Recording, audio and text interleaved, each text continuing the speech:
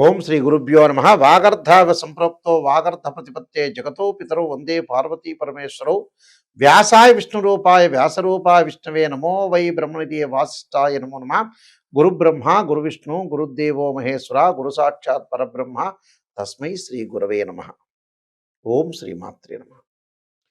పంచగ్రహ కూటమి అంటే 5 గ్రహాలు కుంభరాశిలో సంచారం చేయడాన్ని పంచగ్రహ కూటమి అంటారు. అంటే 5 గ్రహాలు అంటే ఏ రాశిలో అయినా కూడా మనకు 5 గ్రహాలు కలిస్తే దాన్ని పంచగ్రహ కూటమి అంటారు. అలానే మనకి షష్టగ్రహ కూటమి, చాతుర్గ్రహ కూటములు చాలా వస్తూ ఉంటుంటాయి. అయితే ఇప్పుడు ప్రజెంట్ ఫిబ్రవరి 24వ తారీఖు నుంచి మార్చి 1వ తారీఖు వరకు కూడా రవి, బుధ, శుక్రుడు, కుజుడు, రాహు గ్రహాలు కలయిక వల్ల కుంభరాశిలో సంచారం చేయటం వల్ల పంచగ్రహ కూటమి అనేది ఏర్పడింది. అంటే 24వ తారీఖు నుంచి 1వ తారీఖు వరకు కూడా ఈ కూటమి వల్ల ద్వాదశ రాశుల వాళ్ళకి ఎలాంటి ఫలితాలు జరగబోతున్నాయి, ఏ రాశుల వాళ్ళకు అనుకూలంగా ఉంటాయి, ఏ రాశుల వాళ్ళకి ప్రతికూలంగా ఉంటాయో మనం తెలుసుకోవాలి.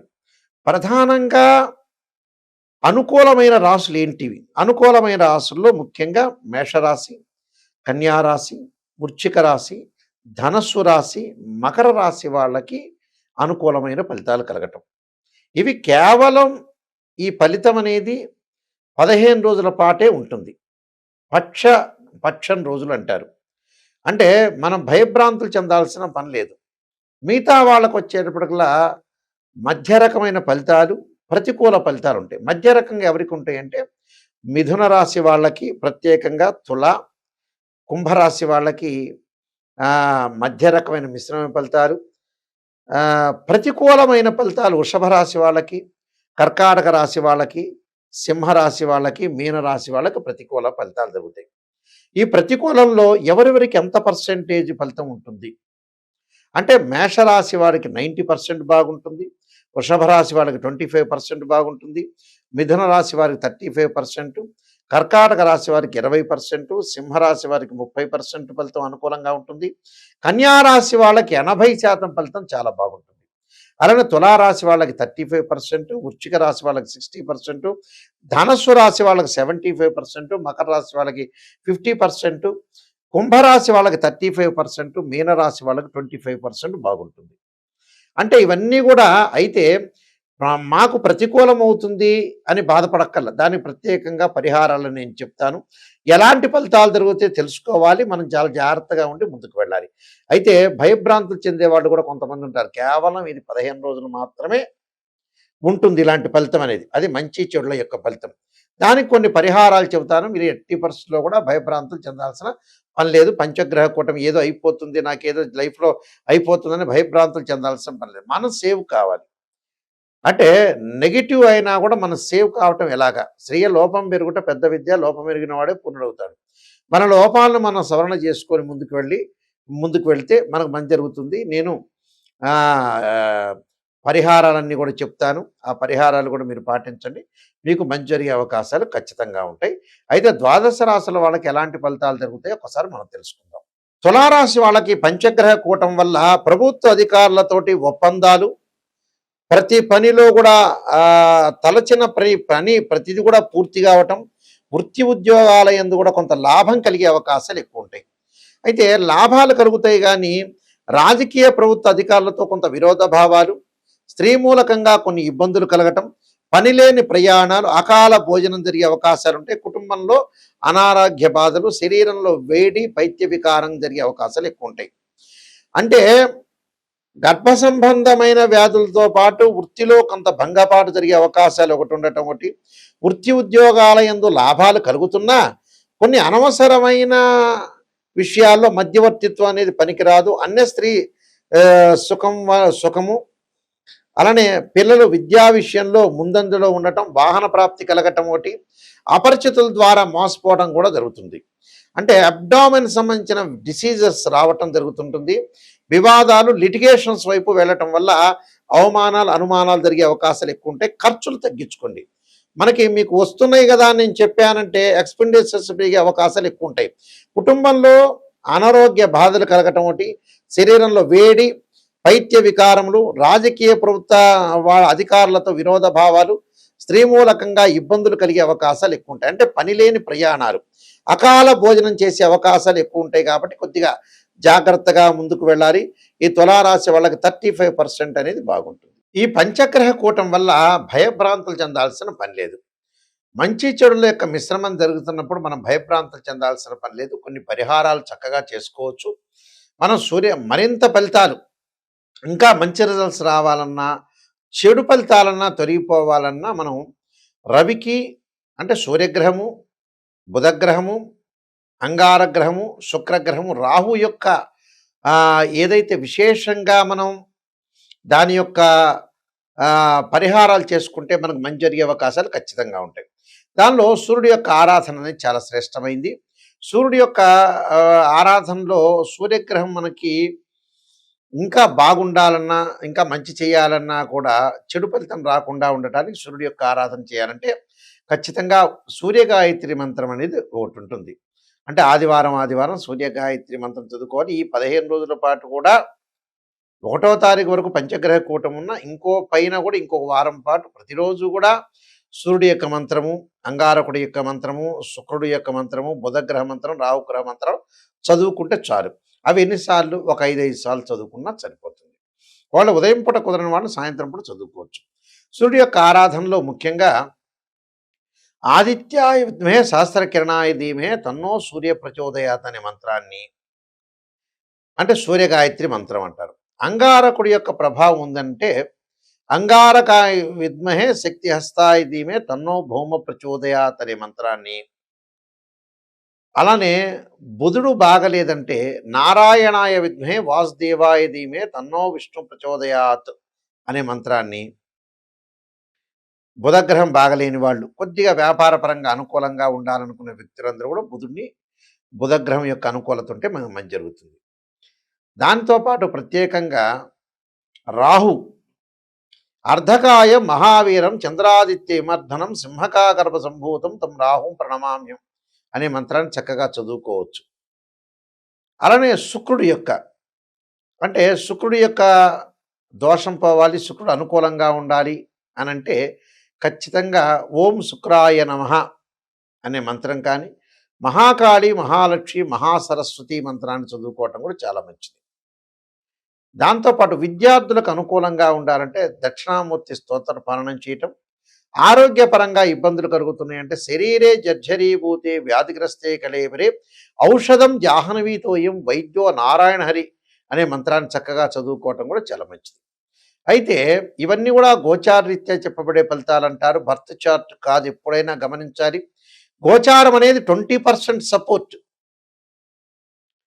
అలానే బర్త్ చార్ట్ అంటే ఏమిటి? బర్త్ చార్ట్ అంటే ఒక చెట్టు ఉంటుంది, ఆ చెట్టు కింద వేళ్ళు ఉంటాయి. ఆ వేళ్ళు అనేది బర్త్ చార్ట్. అంటే మనం పుట్టినప్పుడు date of birth, time, place of birth తీసుకొని మ్యాథమెటికల్గా క్యాలిక్యులేషన్స్ వేసి D16 చార్ట్స్ ఉంటాయి. చాలామంది కూడా D16 చార్ట్ చూడరు ఈ మధ్యకాలంలో. పాతకాలం వాళ్ళం కాబట్టి మేము చూస్తుంటాం. కానీ 95 నుంచి నేను ఆస్ట్రాలజీలో ఉన్నాను కాబట్టి ఇవన్నీ కూడా మేము వంశపారంపర్యంగా చెప్పే వ్యక్తులం కాబట్టి మేము చెబుతూ ఉంటాం. రాశిచక్రం అంటే డివిజనబుల్ చార్ట్స్ అంటారు. అంటే ఓ డాక్టర్ దగ్గరికి వెళ్ళిన తర్వాత ఎక్స్రే చూసిన తర్వాత తెలియవట్లేదమ్మా, ఇంకా ఐడెంటిఫికేషన్ చేయలేదంటే సిటీ స్కాన్, ఎంఆర్ఐ స్కాన్ చేస్తారు. ఇలానే రాశిచక్రంలో మనం తెలియదనుకుంటే ఒక వివాహం గురించి నవాంశాన్ని కూడా చూడాలి. D9 చార్ట్ అంటారు. వృత్తిపరంగా అనుకూలంగా లేదనుకోండి D10 చార్ట్ అంటారు. అలానే సప్తమాంశం అంటే సంతానపరంగా ఇబ్బందులు కలుగున్నా అంటే సంతానం. అలానే 16 లగ్న కుండళ్ళు ఉంటాయి. అంటే దశమాంశము, ద్వాదశాంశము, త్రింశాంశము, ఖవేదాంశము, అక్షవేదాంశం ఉంటుంది, షష్టాంశం అని. ఇలాంటి లగ్న కుండలన్నీ ద్రేకాళం దగ్గర నుంచి అన్ని లగ్న కుండల్ని చూస్తే దేనికి దానికి మ్యాచ్ చేయాలి. యాక్చువల్గా చాలామంది తెలియదు. ఒక వివాహాన్ని చూసేటప్పుడు కేవలం రాశిచక్రం చూస్తారు. వాస్తవంగా పురాతన పద్ధతిలో వైదిక ఆస్ట్రాలజీలో కానీ, కేపీ సిస్టంలో కానీ మేము అన్ని సిస్టమ్స్ చూస్తాం. కేపీ కానీ, పరాశర కానీ, వైదికం కానీ. ఈ వైదిక సిస్టంలో కానీ ఎక్కడైనా సరే కేపీ సిస్టంలో సబ్ లార్డ్స్ ఉంటాయి.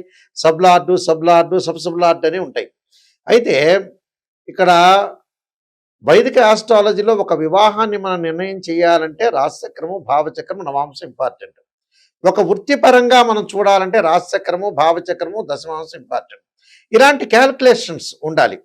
అంటే తనుభావము, ధనభావము, తృతీయ భావం సోదర భావం, చతుర్థ భావం తల్లి వాహనాలకి, పంచమ భావం సంతానానికి, షష్టమ భాగం రోగాలు రుణాలు క్రెడిట్ సంబంధించిన భావం, సప్తమ భావం వివాహ భావము, అలానే అష్టమం ఆయుష్ భావము, అలానే భాగ్యస్థానము 9వ భావం అంటారు, 10వ భావం వృత్తికి సంబంధించింది, అలానే 11 లాభభావం, అలానే ద్వాదశ భావం ప్రేమలు ఎక్స్పెండిచర్స్ ఇవన్నీ తెలిసేది 12th హౌస్ అంటారు. దీనికి భావాధిపతులు ఉంటారు, రాశ్యాధిపతులు వేరు, అక్కడుండే గ్రహము వేరు. అందువల్ల 3 రకాలని మనం క్యాలిక్యులేషన్ చేయాలి, D16 చార్ట్ చేయాలి, ఏ లగ్నాల వాళ్ళకి ఏ దశలు కలిసి వస్తాయి కూడా చూడాలి. ఇవన్నీ చూడకుండా ఏదో చిన్నగా చూసిన తర్వాత ఎవరినో చిన్న చిన్న వాళ్ళని మీరు అప్రోచ్ అయ్యి, ఎప్పుడైనా గమనించండి ఆస్ట్రాలజీ పరంగా ఏంటంటే ఫుల్ ఫ్లెడ్జ్డ్ నాలెడ్జ్ అనేది ఉండాలి. అతను చిన్న వ్యక్తా, పెద్ద వ్యక్తా, లేకపోతే ముసలితనం వచ్చిందా, ఇలాంటివన్నీ చూడొద్దండి. ఎందుకంటే యాక్చువల్గా ఏంటంటే ఇప్పుడిప్పుడు మాకు తెలిసినంత ఆస్ట్రాలజర్ కొంతమంది 4-5 సంవత్సరాల్లో కొంతమంది ఏజ్డ్ పర్సన్స్ వాళ్ళు కూడా వచ్చున్నారు. కొంతమంది వాళ్ళు ఏదో చాలా కాలం నుంచి దీర్ఘకాలం నుంచి ఉంటున్నారు అనుకోవద్దండి. ఎవరు నిజమైన వాళ్ళు, ఎవరు క్వాలిటీ ఉన్నారు, ఎవరు బాగా చెప్పగలుగుతారు, ఎవరు సమర్థులు అనేది మీరు తెలుసుకోండి. చాలామంది కూడా నా దగ్గరికి వచ్చేవాళ్ళు పాపం చాలామంది కూడా వాళ్ళు కరెక్ట్ చెప్పట్లేదు గురువుగారండి, ఏదో పొగిడేశారని. పొగట్టం కాదు, నెగిటివ్ ఫస్ట్ తెలుసుకోండి. ఏ ఆస్ట్రాలజర్ దగ్గరికి వెళ్ళినా కూడా నెగిటివ్ తెలుసుకోండి. శ్రేయ లోపం పెరుగుట పెద్ద విద్య, లోపం ఎరిగిన వాడే పూర్ణుడవుతాడు. మనం నెగిటివ్ తెలుసుకొని ముందుకు వెళ్తేనే మనం పాజిటివ్ అయ్యే అవకాశం ఉంది. దానికి కొన్ని పరిహారాలు చేసుకోవచ్చు, ముందుకు వెళ్ళొచ్చు. అలానే www.nayakanti.com, www.nayakanti.com, .in అని 2 ఉంటాయి. అంటే nayakanti.com, nayakanti.in మా వెబ్సైట్ చూడొచ్చు. నేను నెంబర్ ఆఫ్ బుక్స్ రాశాను. అందులో కాలసర్పయోగము, కాలసర్పయోగ చంద్రిక, రాహుకేతులు, ఛాయాగ్రహాలు, పుత్రగణపతి వ్రతము, సర్వదేవతా గోత్రపురులు పార్ట్ 1 పార్ట్ 2, స్వప్నశాస్త్ర ఫలదీపిక, అలానే జాతక చంద్రిక, వాహ మార్తాండము, బృహత్ పరిహార సింధు లాంటి నెంబర్ ఆఫ్ ఆస్ట్రాలజీలో ప్రొడక్షన్ ఆఫ్ ఆస్ట్రాలజీ లాంటి బుక్స్ అన్ని రాశాను. మేము వంశపారంపర్యంగా చెప్తున్న వ్యక్తులం. మా ఫాదర్ కూడా ఒక ఇంటర్నేషనల్ ఆస్ట్రాలజీ మెంబరు ఒకప్పుడు. అయితే ఇవన్నీ తెలుసుకోండి, తెలుసుకొని వాళ్ళ యొక్క హిస్టరీ తెలుసుకోండి, వాళ్ళ క్వాలిఫికేషన్ తెలుసుకోండి, వాళ్ళు ఎంత సమర్థులు, సమర్థవంతంగా చెప్పగలుగుతారు అనేది మీకు అవగాహన రావాలి. ఎప్పుడు కూడా గోచారం కంటే బర్త్ చార్ట్ చాలా మోస్ట్ ఇంపార్టెంట్. వాళ్ళకి సబ్జెక్ట్ ఉందా లేదా తెలుసుకోండి. చాలామందికి గుడ్డిగా ఎవరిని పడితే వాళ్ళని నమ్మి తర్వాత అంతా అయిపోయిన తర్వాత మాలాంటి పెద్దవాళ్ళ దగ్గరికి వస్తుంటారు. చివరికి మేమేం చెప్పలేకపోతాం. ఎందుకంటే చివరి దశలో 70 ఏళ్ళు కాగానే ఏ వృత్తి చేయాలి నాయకంటి గారంటే ఏం చెప్పగలుగుతాం? 45 ఏళ్ళు రాగానే వివాహపరంగా మాకు కాలేదంటే ఏం చెప్పగలుగుతారు? అందువల్ల మన నిజం అనేది మన చేతుల్లోనే ఉంటుంది. లైఫ్ అనేది 80% మన చేతుల్లోనే ఉంటుంది. మనమే మంచి చేసుకోవాలా, చెడు చేసుకోవాలా, మంచి ఆస్ట్రాలజర్ని అప్రోచ్ అయ్యి మీరు మంచి ఫలితాలు తెలుసుకోవాలి.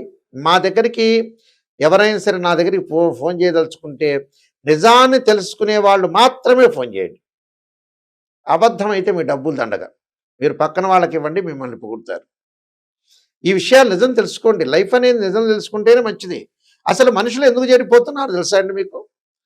లైఫ్లో నిజం తెలుసుకోలేకపోవటం, సరైన వాళ్ళని అప్రోచ్ కాలేకపోవటం, ఇలాంటివి జరుగుతున్నాయి. మా దగ్గరకు వచ్చే వాళ్ళందరూ కూడా మీరు వాయిస్ రికార్డింగ్ పెట్టుకోండి, క్లారిటీ తెలుసుకోండి.